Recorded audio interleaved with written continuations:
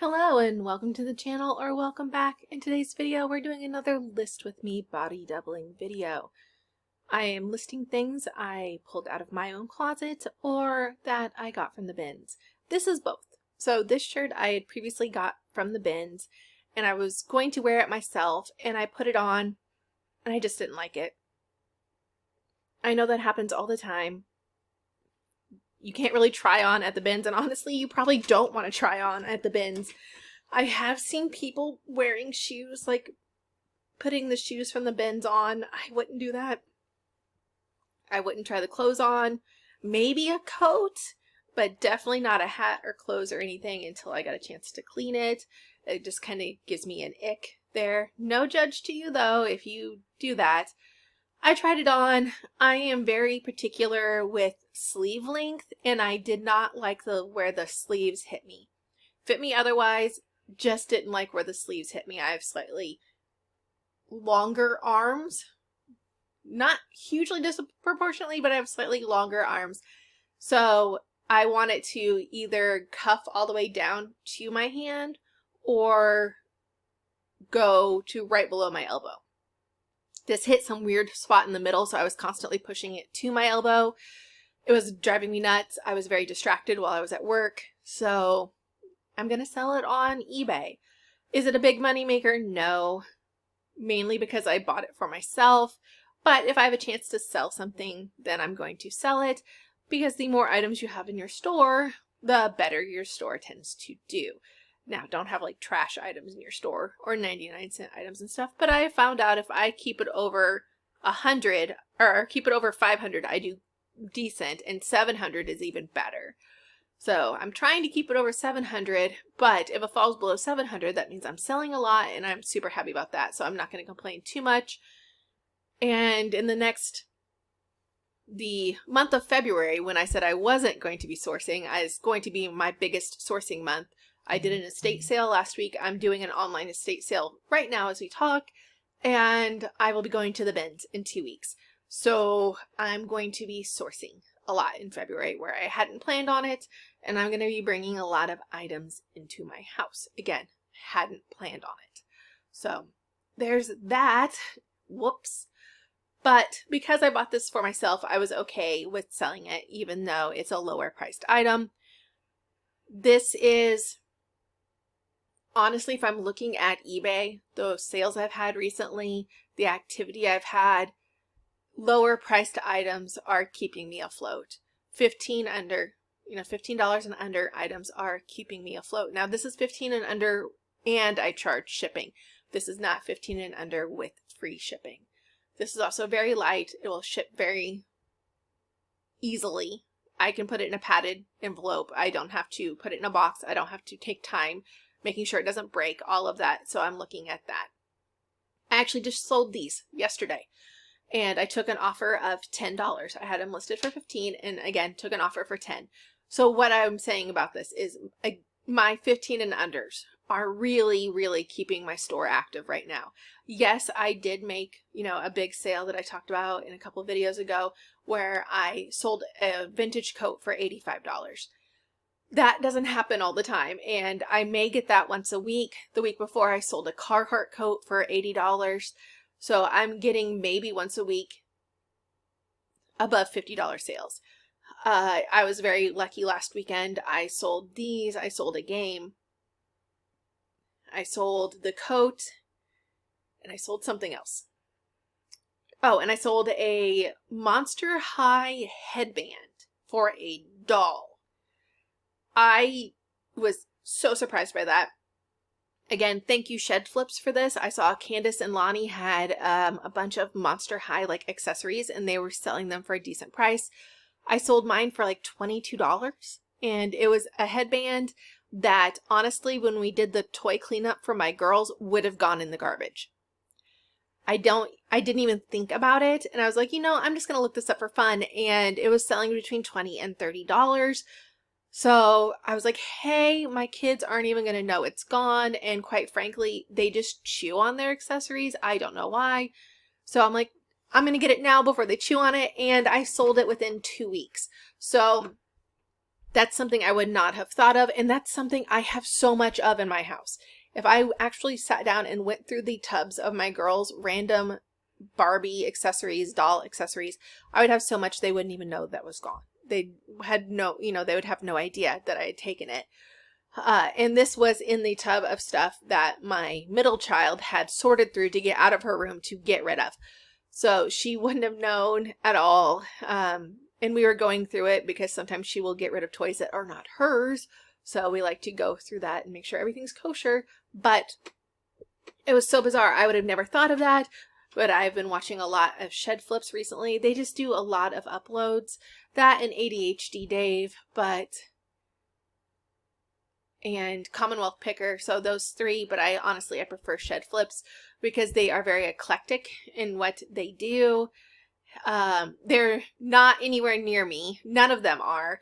Probably the closest to me would be Commonwealth Picker, and they're not getting items that I can get, but they're inspiring me in type of items. So like the Monster High accessories, you can get those anywhere. My middle child went through Every After High, Monster High, now Rainbow High. I have all of those accessories somewhere in my house, and her dolls are missing all of their hands because, that. I know I can get that, and it's essentially free because they've been played with. They were toys for my girls. I am not the parent that keeps toys in pristine condition. I let them play with them. If they want to take them into the bathtub, they go into the bathtub. This is the Carhartt coat I just sold. So I sold this a week ago. I sold the Carhartt coat a week ago, and I sold the vintage Levi's last week in past Christmas. So stores are literally putting bathing suits out, and I'm selling winter coats. So again, seasonally, don't worry about it. It's winter somewhere, it's summer somewhere. I did sell this coat. It is worn. It has wear. People buy it because it has wear, because it looks like it's well used. I didn't have any hesitation picking this up from the bins, so I picked this up from the bins. I picked the vintage Levi's coat up from the bins. We paid up, though, because it is heavy. I think when I shipped it, it was a little over 5 pounds, and that was the same for the Levi's coat. So I was probably paying $8 roughly for each of these coats, but I sold them both for $80-ish. The vintage was $85, this was $80. And what happened with this coat, with this Carhartt coat, I had an offer. Someone was offering me $40 and I counter offered $60. And before they could accept that, somebody bought it full price. So be aware of that. I didn't think that could happen. I thought if you were in the process of a negotiation, you couldn't just buy it, but you can. So I guess if you want something, maybe don't negotiate it too much or say the price you're willing to pay and then that's it. I don't know if that person would have came back and paid the $60, but they lost their chance. It was already gone. And it sold, I want to say I put the $60 offer out there and I thought they accepted my offer. That's how quick it sold. I don't know if it gets bumped up, if it's in active negotiations. I don't know if other watchers get alerted, like, hey, don't miss out on this. Stuff like that. I don't know, but I thought they accepted my offer. That is how quickly it sold for full price. I also hate the styles of coats. When you have to pick a style, I'm like, it's a coat.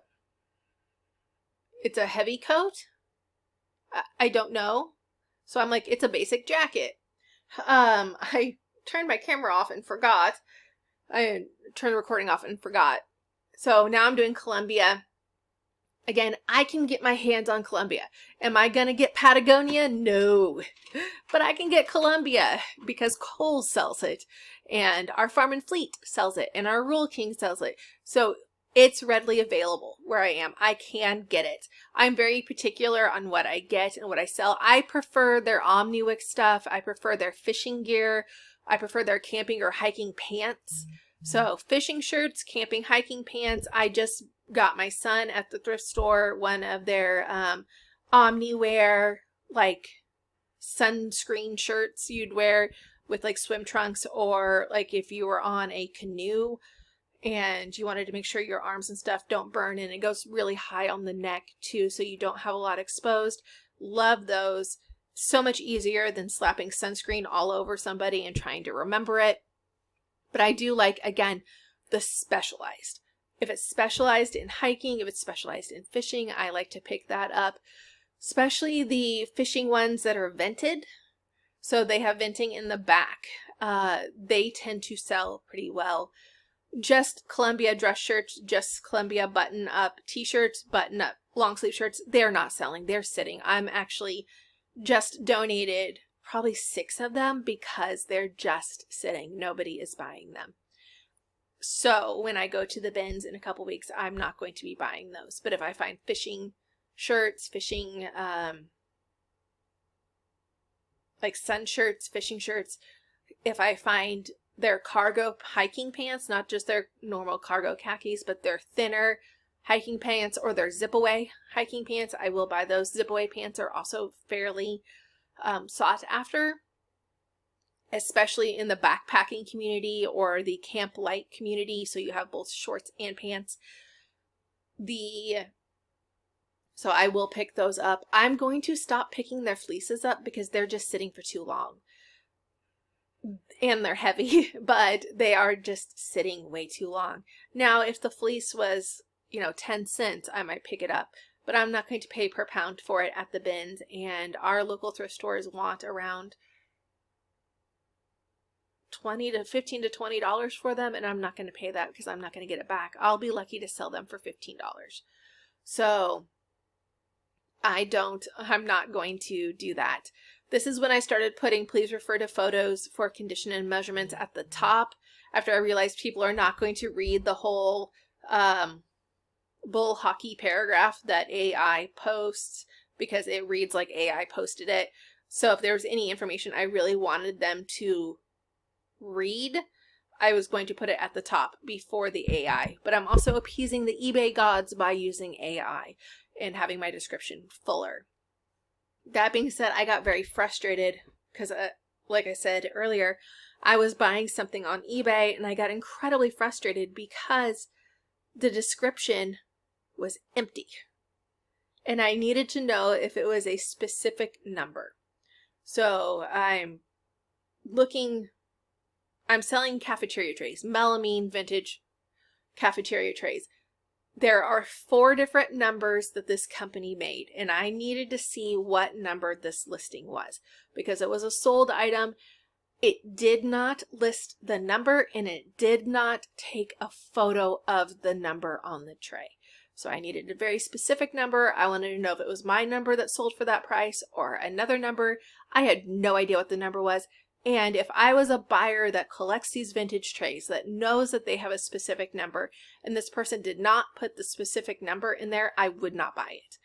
It looks like my trays, but there's slight differences in the makeup with all of the numbers. And there's 111, 112, and 113. And I wanted to know what they were. 113 is the most common. I do not have 113. So I needed to see if it was 111 or 112, and they couldn't tell me. I'm assuming it was 113 because that's the most common listings I was seeing, and I'm hoping because I was seeing so many 113s that I'm with my 111s and 112s, I might be more successful in selling them, and I'm going to underprice them. Even the person that was selling the 113, the sold listing, they were selling one for $25 plus shipping. I'm hoping to sell a lot of 4 for $50 plus shipping. But what I found is 4 of these trays weigh 8 pounds. So I was originally going to do 5, but it honestly took me slightly over 10 pounds, and I didn't want to ship it slightly over 10 pounds because they are large. They're 18 by 15. So I would have to have a large box and a heavy box. So I decided on a lot of 4. 4, that's fine. It's a nice even number. And I have lots of these. I think I have, if I lot them up in lots of 4s, I think I have 12 lots that I can sell. And this was one of my big online auction buys where I bought all of the cafeteria trays from a church. So I need to get those listed. And I was trying to look at comparables. Couldn't, because in the description they literally had nothing. it was blank.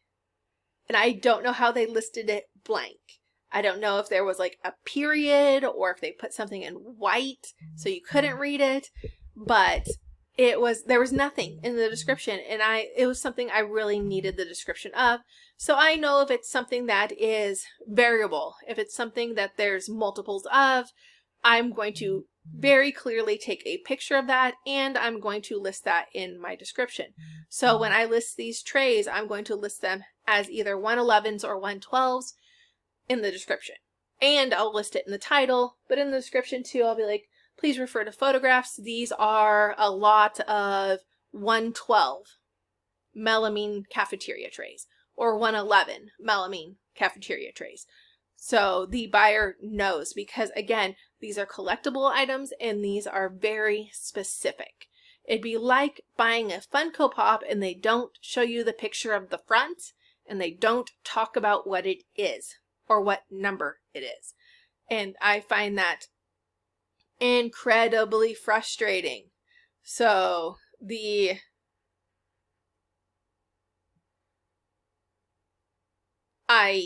when you look at other people's stuff and see how it's not working out, then it's also like, hey, I'm not going to do that. So when I'm seeing all these trays that are listed, the ones I needed to look at did not have the items specifics that I need. So like for this one, I'm listing a baby carrier. This is for infants and toddlers 12 pounds to 45 pounds. I took a picture of that too, so it is in the pictures, but I want to make sure it's in the description. I don't want someone to buy it for an infant that is 8 pounds and then dangerously put an infant in there. So it's a very specific thing. These carriers come with different loads. You can get infant carriers for babies 6 pounds and up. This is not it. So I want to put that in the description. This is for 12 pounds and over. So that will be in the description. Thank you for watching my video. Please like and subscribe and have a very productive day.